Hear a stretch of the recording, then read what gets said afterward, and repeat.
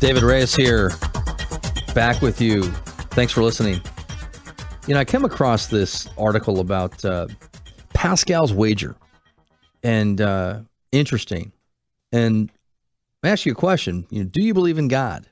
I know you're saying, I asked you a question. Do you believe in God? Is this not an investment show, David? Why are you asking me if I believe in God? Now, stay with me here. And I'm kind of an armchair philosopher. But really, Pascal's wager is about risk, okay? So it's very appropriate for what's going on right now in markets. So when I ask if you believe in God, it's to prove a point. Why believe in something there's no evidence of? Okay, the answer lies in decision theory. And Pascal's wager is about decision theory. In Pascal's wager, he's a 17th century French philosopher.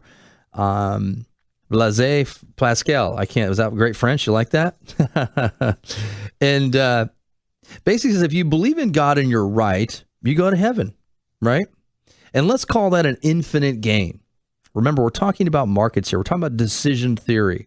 And if you believe in God and you're wrong, the only thing that you lose is whatever time you spend in church or money you donated, which is a finite loss. Okay? Now, if you don't believe in God and you're right, there is no God. And you can be smug, and that's a finite gain. But if you don't believe in God and you're wrong, you go to hell. Let's call that infinite loss. Now, why am I talking about this? Because it's a great example of how to look at risk. Okay?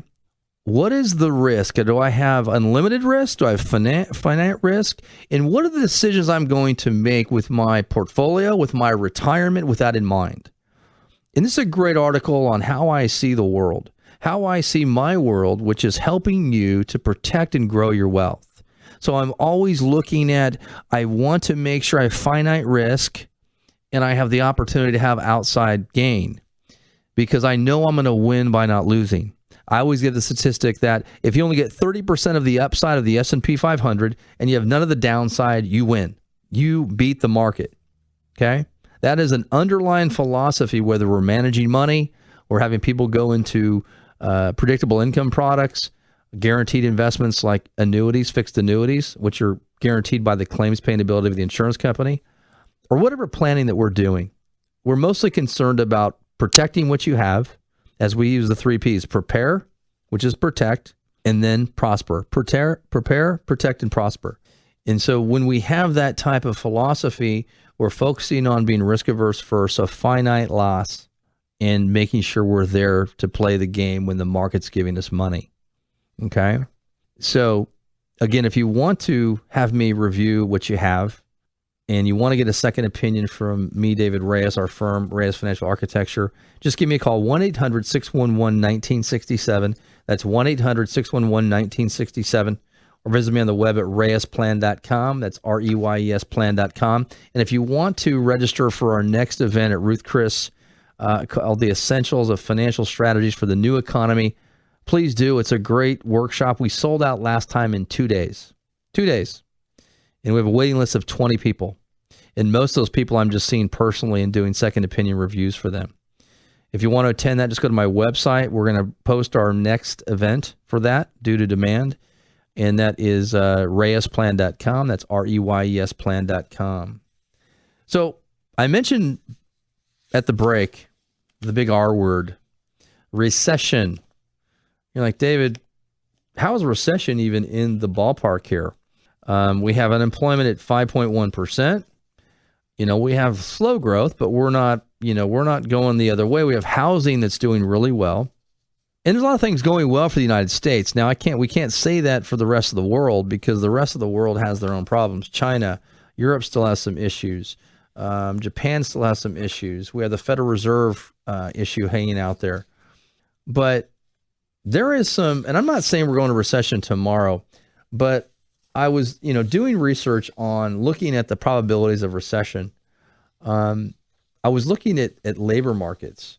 And labor markets right now are in a position to where we're having really good, what's called jobless claims. So let me share something with you that I read, and by a person that I really respect. That's a great economist. And we're now 19 months into sub 330,000 jobless claims. Okay. So a low number is good, right? People filing for unemployment benefits. For reference, the last 3 cycles stayed below 330,000 for an average of 33 months. So we're now 19 months into that, which is positive, right? We have low unemployment claims. But we're 19 months into that, and the average is about 33 months, which implies we have 14 months of track in front of us. And we call this, the best before the crest, right? So where people get hung up is even in 2008, the market and the economy was doing very well. And guess what happened? Market lost 50%. Same thing in 2000. We had a growing economy, and then the NASDAQ lost 78%. So these numbers basically give some guidance. I'm not saying we're going to recession. What I'm saying is, theoretically, we could be 14 months out to 24 months out from a recession based upon some pretty compelling evidence. Now, again, I'm not saying I'm trying to scare you. I'm just saying these are the things I got to work on. These are the things that I have to work on, that I have to be aware of as an advisor to you and to my clients. And to give you some perspective, back in, I like to use 25-year history here, 25-year increments. And the reason I use this is because 25 years, the amount of time from the peak of 1929 to the full market recovery in 1954, it took 25 years after the crash of 1929 to get back to even in the market. We also had from 1965 to 1982, okay, that was 18 years to break even. From 2000 to 2013, so it took 13 years, almost 14 years. If you invested money at the peak of 2000, it took you to 2013 to break even. That's a problem. And we can't have you in that situation. So don't be passive about this stuff. It's important. There's some technical data that says for the first time since 2008 that our markets could roll over into a bear market right now. And these signals have only happened 3 times this decade in the last 20 years. In 2000, in 2008, the signal came across, a technical signal, and now in 2015. So you got to pay attention. Don't be passive about your portfolios. Be proactive, prepare, protect, and prosper. So again, if you want me to sit down with you and give you a complimentary second opinion, I'd be more than happy to. And we have a lot of fun with it. And you'll learn. I guarantee you one thing. I promise you one thing. You're going to learn about things you didn't know. And the things in life that hurt us, the things we don't know that we don't know. So just on that one benefit, I can promise you that. Give me a call, 1-800-611-1967. That's 1-800-611-1967 for your complimentary second opinion, or go to my website, reyesplan.com.